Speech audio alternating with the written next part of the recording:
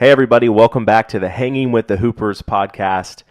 Andrew and Tim Hooper, your hosts. We're excited to be with you for another episode where we believe the attitude of leadership is everything. Boom. Tim, what are we talking about today? Today we're going to contrast, everyone, welcome back. Today we're going to contrast the all or nothing mindset, thinking in extremes, with having a more balanced approach. And just really raising the awareness that this actually happens. It's something you and I were talking about in the car on the way over here. We were. All or nothing mentality, really, what does that mean, right? Yeah. So it's a cognitive distortion is what it is, and it's a tendency that we can all have in certain things. It doesn't have to be everything in our life, but at times it can impact a lot, and especially what Tim and I have seen over time, it can impact leadership quite a bit. And it can be either, hey, I'm a total success, or I'm a total failure, or this person is a total stud, or this person is not that great, right? And it sometimes can be hard for us when we adopt that tendency to find balance in how we view people, how we view systems and processes, different things we do in our business. I think that this happens naturally for us, and if we're aware of it, we can think in better ways.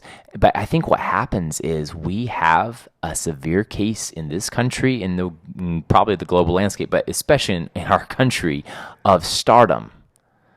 We have bought into different stars, movie stars, and we've learned to see people through frames. And so what happens is we get that employee who looks on a resume like a stud, or I don't even like the word, but it looks like the superstar. I'm sorry I threw that out there. It's okay. I just don't like using it. I know. But it's this perfect persona that when we think they're going to solve all the world's problems for us, they come in, they start performing, and then we start seeing the flaws as we get to know the person. And we start forgetting that this, at the end of the day, is a human, is a person. Like Simon Sinek says, a messy ball of human emotions, right? Yeah. As we all are. And then instead of saying, oh, they might need some leadership skills invested in them, or, ooh, I could probably instill this or help in this, we start just isolating ourselves from them. Maybe we've started, unfortunately, this happens way too often, gossiping about them behind closed doors with others on the leadership team. And it happens, right? We've all been around those circles.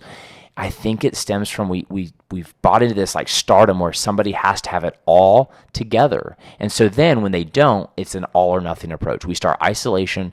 So I think, Andrew, how do we overcome that? I think you're dealing with a couple of situations right now where you've been confided in. It's like, what do I do with this? Why are you telling me this? Right. I mean, what I'll tell you what it's not first as far as a leader, what I believe personally with all or nothing mentality. We're not saying that once you've spent time with somebody and you're trying to help them succeed and you're investing your time, your energy into who this person is, and it's just not working out, right? It's not an alignment. That's not what we're talking about today. Like, there are times where you got to get rid of somebody. But unfortunately, I think we see it all too often where someone's hired, they, like you said, they don't fit that exact bill of whatever it is that we think they should fit.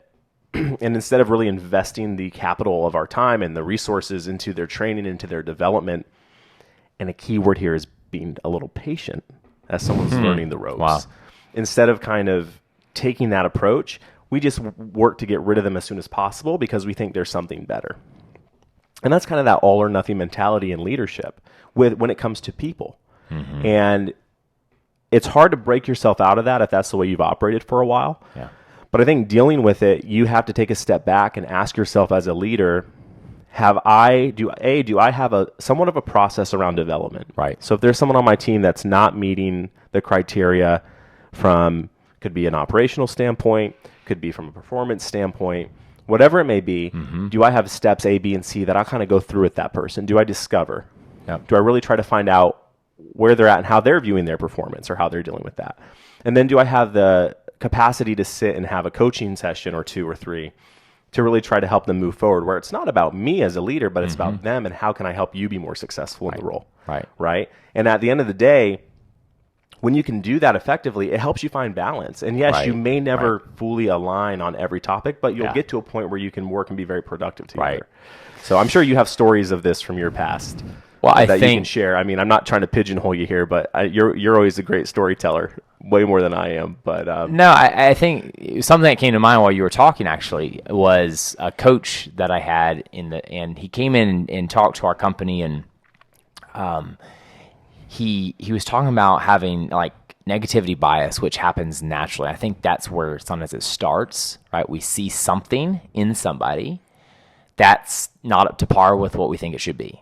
And so all of our attention goes to that. The illustration he used was, if I had this black dot, he put like a black dot on the drawing board, on the whiteboard.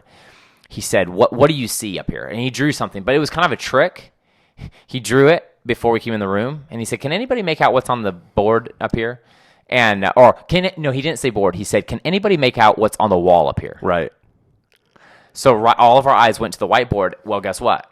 All of our eyes went right down to this little thing, and he had drawn it almost like a little squiggly something. And from the back of the room, somebody said a star. Somebody said an asterisk. Somebody said, and we're all guessing, and then somebody figured it out and said a whiteboard, and he said, you got it. Because he said, what's on the wall? Our brain went straight to what was out of place. And he said the point was the negativity bias. Well, the jokester that I am, I was sitting there sipping on my water, and I'm always guzzling water and, yeah, having to stop every hour on the hour. But anyway, on the road. But anyway, Sheetz has good gas stations or good restrooms. But anyway, so guzzling water while he's making his illustration. I have this really nice pressed blue, and if it would have been a white shirt, it wouldn't have shown up. But I had a nice blue, like a light blue shirt, so I just drizzled some of my water on my jug down the front of my shirt. So he starts to I knew this coach. He always walked around the table. We had like a U-shaped table. So he's walking around the tables, like asking all of us our feedback. Right. So I knew this was coming. So I like dumped this water, like big old spots right down my shirt. So he's walking around, and right when he gets to me, he says, hey, you got some water on your shirt or something. I said, yeah, negativity bias. And he's like, touche. It was like, but what happens is we can be totally aware of negativity bias happening and then turn right around and go home and like get on our kid for doing something because, man, I'm pulling in and your bike's laying in the driveway again. I can't pull into the garage. Yep.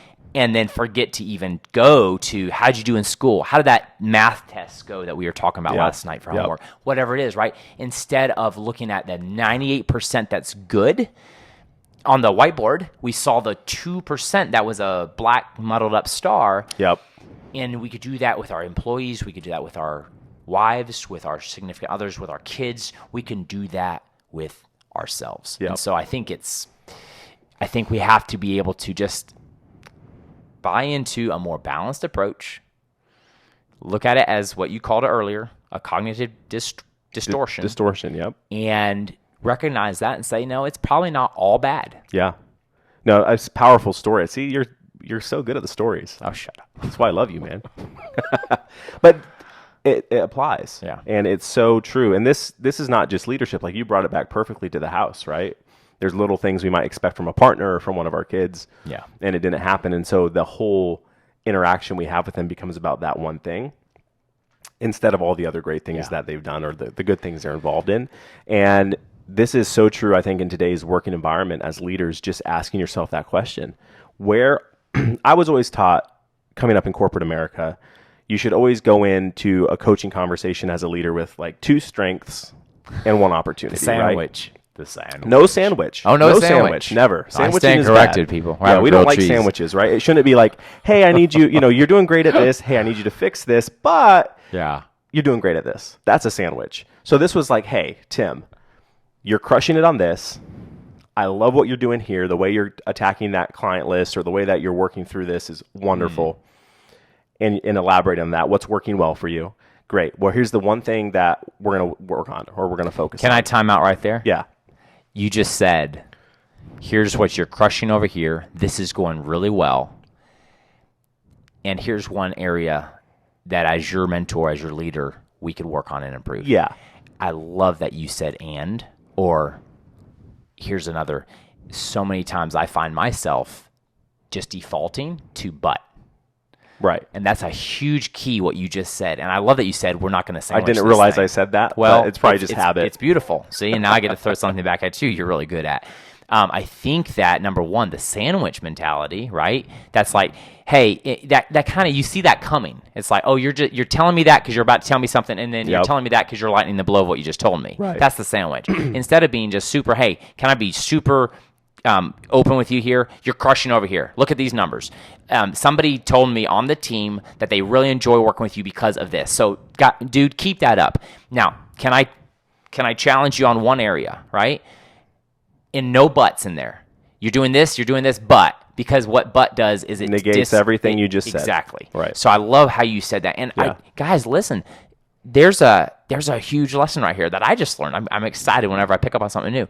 Unsandwich. Unsandwich your feedback. Unsandwich. Yeah. Do an open face sandwich. That works. Open face sandwich, right? The bread is kind of dry, but you have a good jelly, great peanut butter, and then you know what? It's gonna be some dry bread, but it's open face sandwich. Unsandwich. Don't put the top piece of bread on. No one needs the carbs anyway. And trust me, your feedback as a leader doesn't need those carbs because it does. It takes away from everything that you just love said. This. I love this. I like where we're taking this concept because it really, at the end of the day, in practice, when you can do this effectively, you get so much more buy-in and you get so much more results from your people. Right. And part of it, I think, sandwich feedback comes from.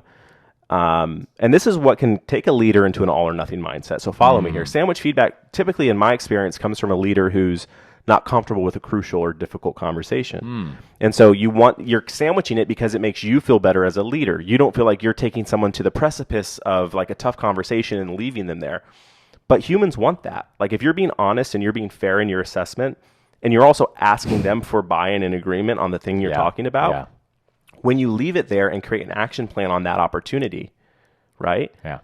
You're taking it to a point where they're going to be able to chew on that, digest it, and know that they need to take action on that thing.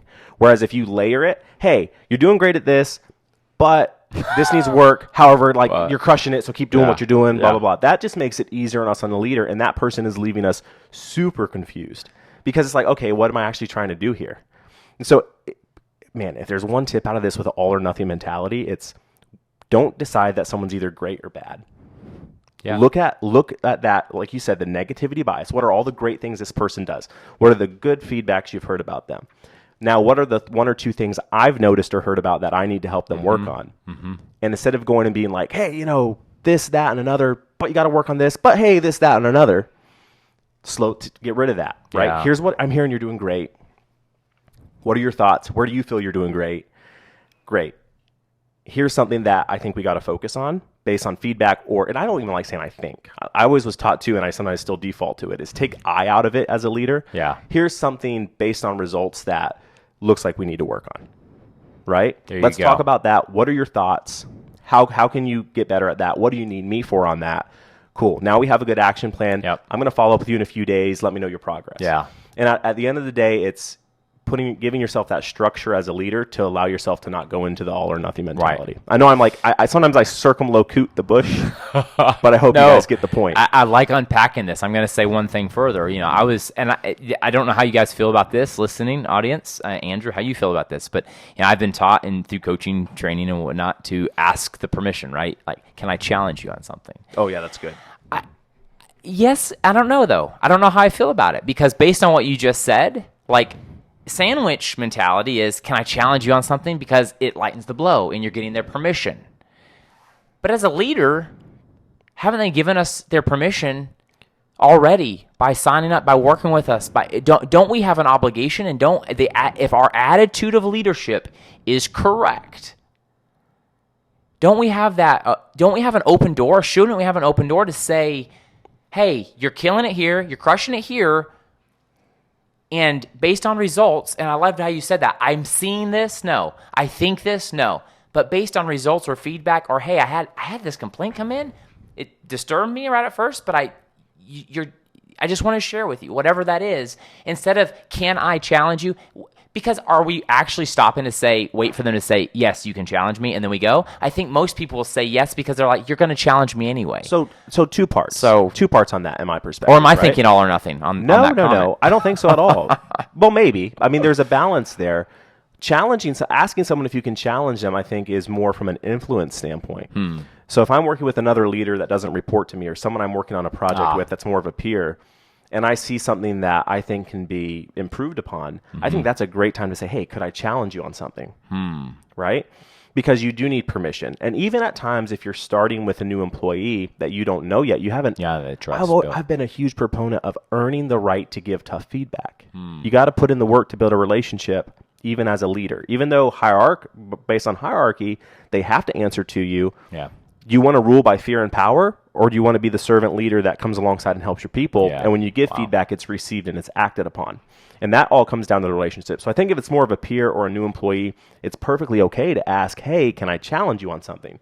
I think once you have that relationship, it's like, and sometimes you don't even have to give two positives. You can jump in and have a good, productive conversation around, let's talk about this scenario. And especially if you've heard feedback from another employee or from a customer, Right. always taking it I've always recommended, and I keep saying I've always recommended or heard, but I've just grown up in this environment. It's not so much of, hey, I heard this, so what happened? It's, hey, there's two sides to every story.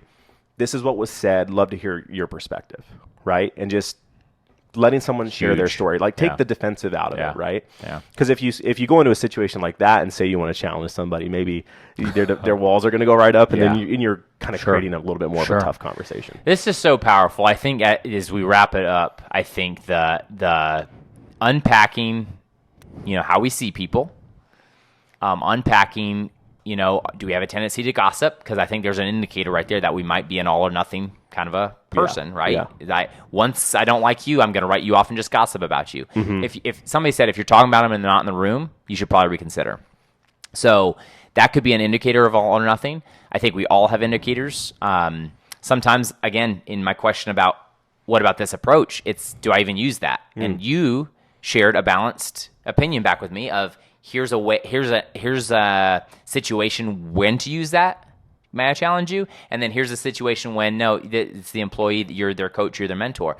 So I think it's, again, just opening our minds to think about everything, people, statements, phrases, situations, instead of this all or nothing, which isolates people, which isolates ourselves, which is black and white, to sit here and think there's probably a place for any of that. And to look past the negative bias and see the good that's there.